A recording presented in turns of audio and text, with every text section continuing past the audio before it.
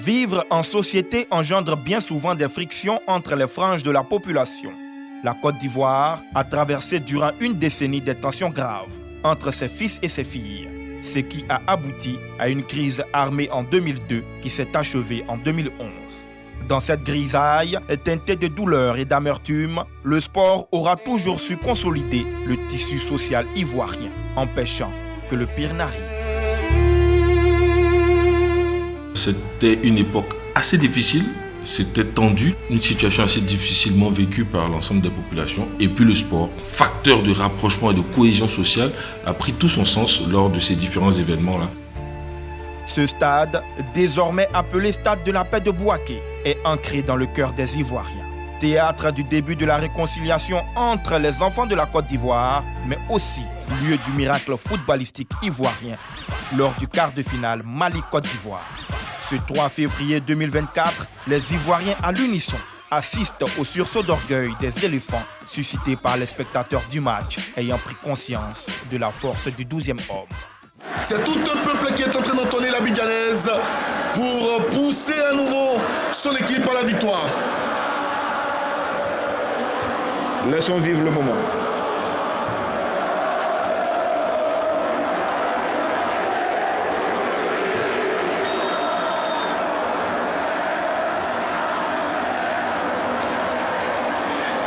L'abidjanaise pour pousser les éléphants à aller chercher cette qualification. Ça bouge dans cette surface. Ce ballon est bien envoyé, c'est repoussé derrière. Il y a une tentative. Et le but ivoirien, la délivrance, vous avez raison, il n'y aura pas de tir au but. La Côte d'Ivoire est en demi-finale. C'est fou, c'est rage. Les dieux du stade de la Paix de Bouaké vous ont entendu, Roméo Koulibaly. Avant le match, les supporters des deux peuples, emportés par la rivalité, se défiaient. Pour pallier cela, sur tous les canaux digitaux, TV et radio, les hommes de médias calment les tensions. La situation entre le Mali et la Côte d'Ivoire étant devenue friable, diplomatiquement parlant.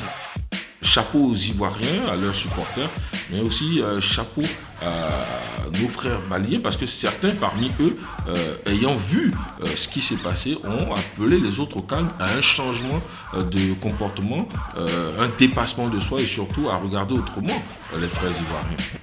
Les Ivoiriens venaient de basculer dans l'irrationnel.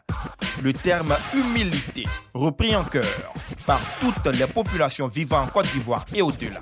Paysans, enseignants, forces de l'ordre et de sécurité, personnalités politiques. Il n'existait plus de classe entre les Ivoiriens, ni de religion.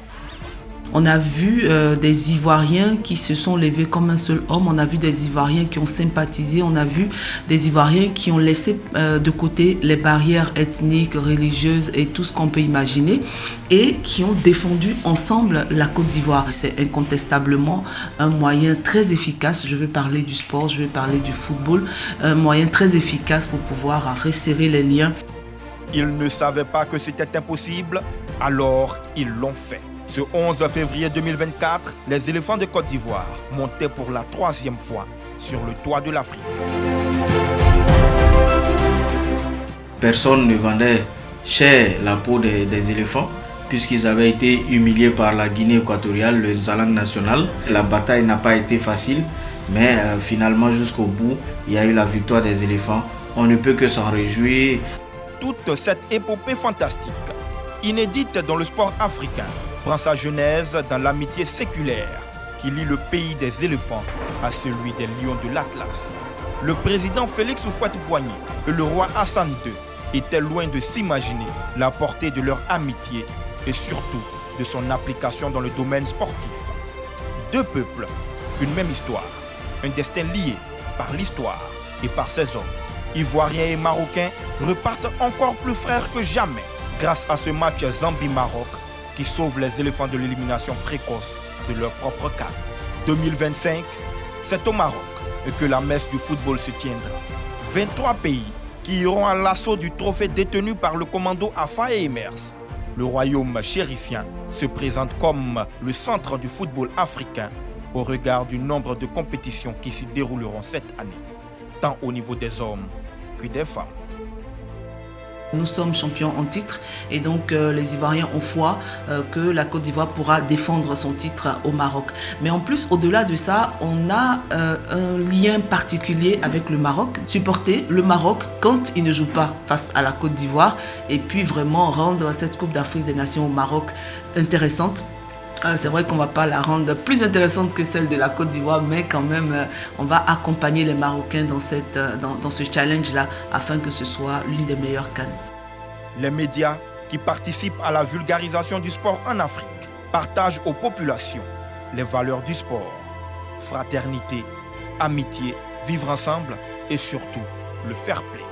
En avant toute, pour la CAN Maroc 2025, l'Afrique du sport y célébrera encore à sa façon le sport dans tous ses états. Et les médias que nous sommes seront là, témoins naturels et vivants de l'évolution des peuples. Le sport, gage de paix et de rapprochement des peuples, toujours une réalité.